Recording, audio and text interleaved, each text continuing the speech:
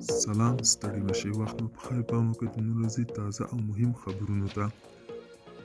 کرزی وایي د نجونو پر مخ د زده کړو دروازې بند ساتل هیواد شاته بوځي.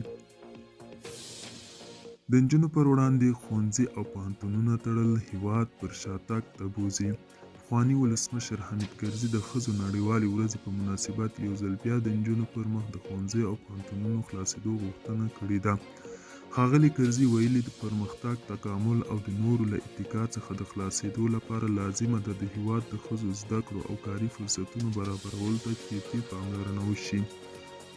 طالبانو 902 ورځې د اسلام مبارک دین څخه په خپل افراطي تعبیر د نجونو پر مخ ښوونځي او پوهنتونونه تړلي دي او له دې قشره یې کاري فرصتونه اخیستي دي. یوناما پر ښځو لګول شوي محدودیتونه پایداره سولې پر وړاندې خنډ دي. د ښځو نړیوالې ورځې په مناسبت په افغانستان کې د یوناما دفتر په یوې خپرپاڼې کې د طالبانو غوښتي چې د ښځو پر وړاندې ټول لګول شوي محدودیتونه له منځه یوسي. د روزا له قوله لیکل شوي د افغان ښځو پر وړاندې لګول شوي محدودیتونه پایداره سولې پر وړاندې خنډ دي. د همدې ورځې په مناسبت ګڼو منتقدینو لیکلي دي د ښځو زده کړې د طالبانو او نړیوالې ټولنې ترمنځ د سیاسي لوبو ښکار شوی دی.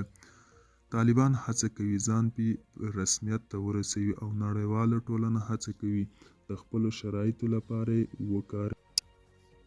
او وروستی خبر UNHCR په کندهار کې د نجونو لپاره یو ښوونځی جوړ او پرانیست.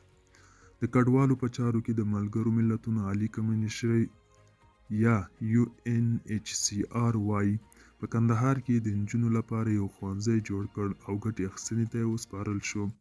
دغه اداره وایي دغه ښوونځی په لمریز سیستم سمبال دی او ټولې لازمي اسانتیاوې لري.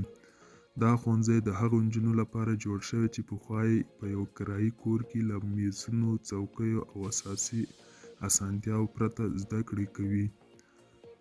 په کندهار کې د نجونو لپاره دغه ښوونځی داسې مهال پرانیستل کیږي چې 900 ورځې کیږي. له همدې ادرسه د هیواد د نجونو پر مخ ښوونځي او پوهنتونونه تړل شوي دي.